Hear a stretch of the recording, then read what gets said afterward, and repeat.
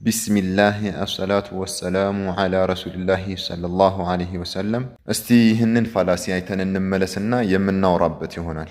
ቁርአን ሙሉነቱና በቂነቱ የሚረጋገጠው ሌሎች ሰው ሰራሽ ኪታቦችን ስንጨምርበት ነው። እንዲሁም ደግሞ አላህ እንደነገረን ቁርአን በዝርዝር የተወረደም የተብራራም አይደለም። እንደዛ ካልንማ እስከዛሬ ከሰው ወደ ሰው እየተሸጋገሩ የመጡ ሰው ሰራሽ አምልኮዎች ውሃ ሊበላቸው ነው።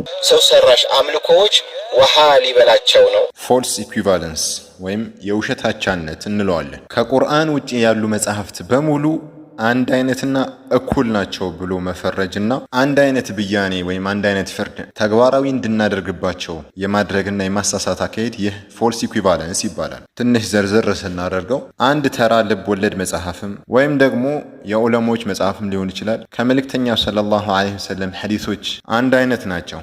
ስለዚህ ልብ ወለድ መጽሐፍ ብንተው እንደማንጎዳው ሁሉ ሐዲስንም ብንተው ምንም አይነት ጉዳት የለውም። ዋናው ቁርአን ነው ብሎ የመልእክተኛውን ዐለይሂ ሰላቱ ወሰላም ንግግር ከተራ ልብ ወለድና ከሌሎች ጋር የማወዳደር አንድ ሚዛን ላይ የማስቀመጥ አንድ ጠረጴዛ ላይ የማስቀመጥ አካሄድ ይህ ፎልስ ኢኩቫለንስ ወይም የውሸት አቻነት እንለዋለን።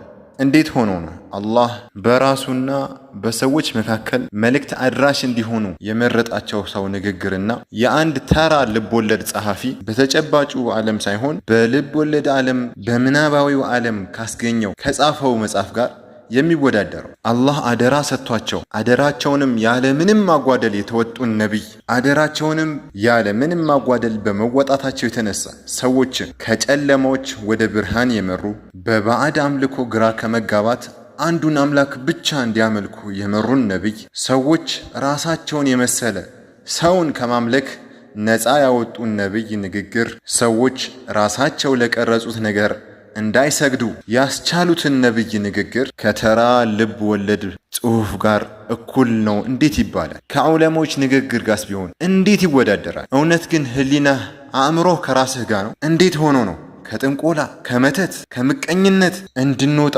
ሰበብ የሆኑ በምትኩም ይቅር ባይነት ሆደ ሰፊነት አዛኝነት እውነተኝነትን እንድንላበስ ምክንያት የሆኑንን የታላቅ መልእክተኛን ሰለላሁ ዐለይሂ ወሰለም ንግግርና የአንድ ደራሲ ንግግር እኩል የምታደርገው እኩል አድርገህም የምትጨረግደው? ለማንኛውም ወገናችን በዚህ መልኩ ሐዲስን የማጣጣልና የማራከስ አካሄድ ብዙ አያስኬድህም። ያው ሁሉም ጨዋሂ ተከታይ አጣምና የተወሰኑ ተከታዮችን ታፈራ ይሆናል። ነገር ግን ሩቅ አያስኬድህም። ሩቅ እንዲያስኬድህ ከፈለክና የእውቀት ድርቅ የእውቀት ቸነፈር የለብኝ የምትል ከሆነ ማድረግ ያለብህ ኢልመል ሐዲስ